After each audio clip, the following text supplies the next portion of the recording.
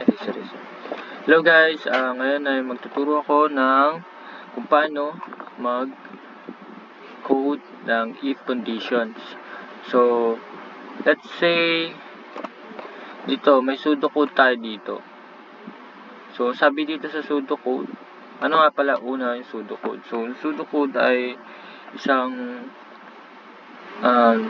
code na maintindihan ng tao. So, ito yung pseudocode.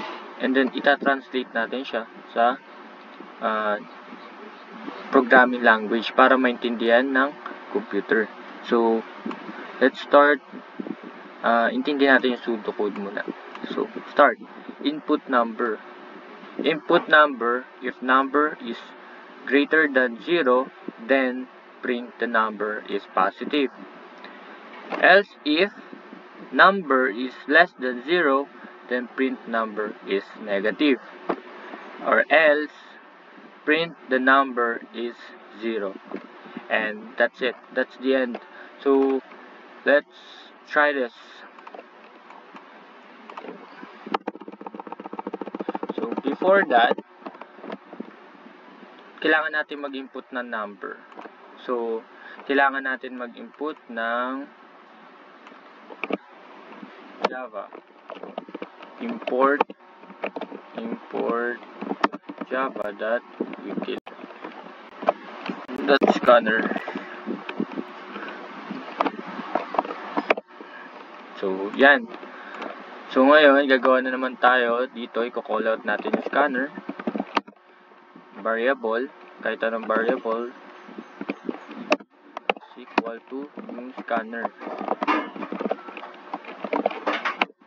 Lagay lang natin system in.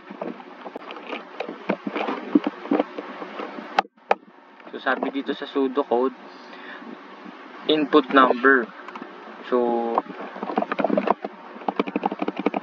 lagay natin yung input number. Yan. Input.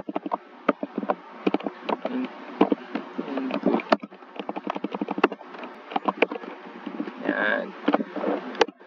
So, sa input number, kailangan meron dun tinatawag na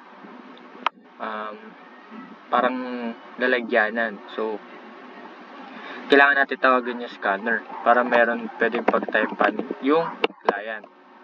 So, lagay natin yung una, lagay natin yung ano bang variable siya, data type. Is it string or integer? Pag integer, int lang lagay mo, ang integer number, yung string naman letters, mga characters basically.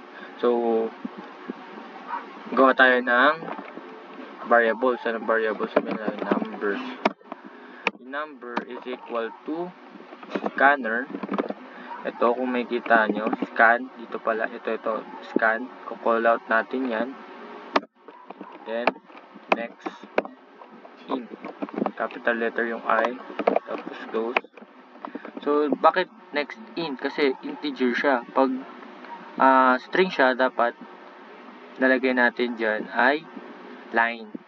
Tapos, lagyan natin dito, blank lang siya. Kasi wala, ikaw maglagay mismo ng lalagay ka mismo, ikaw mismo maglalagay ng kung ano yung malalagay dyan. So, dito naman, gagamit tayo ng if-else condition. So, if number is 0, then print number is positive. So, lalagay natin if, tapos, braces. So, lalagay natin dito yung condition. Number is greater than 0. If number, call out natin itong number. Kung ano inilagay mo dito sa next line, sa next in, scanner mo, yun ang ilalagay niya dito sa variable natin na if. Diba? Ito yung ilalagay yan. So, if yung nilagay mo is greater than 0, delete. Then, type natin, system out print, number is even. Number is positive. So, tapos na tayo. So, yan na yung gawa natin yung unang condition. So, pangalawa naman, yung else, yung pangalawang condition. Else if the number is less than 0, then print the number is negative. Talagay tayo, else if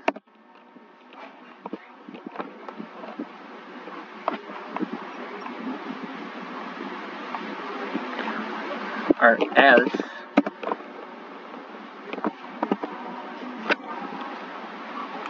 if wala a number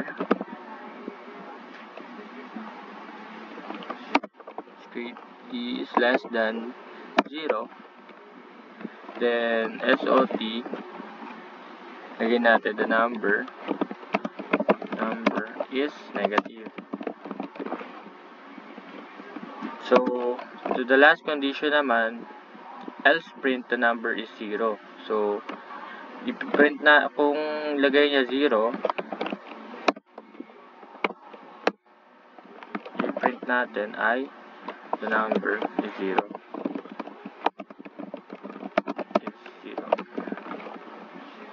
And after that, sa part nito, close lang natin yung scanner. Close. Yan. So, basically yan. Try natin i-run siya. Gana. So, input number. Sabihin natin, lagay natin 4. So, positive, gumana. Lagay natin sa condition. So, input natin number 0. Then, the number is 0. Nare-recognize siya. Input natin negative 4. The number is negative. So, yun lang basically yung logic na itong if-else. Sana may naintindihan kayo. Comment down below if may mga katanungan. Yun lang. Bye-bye.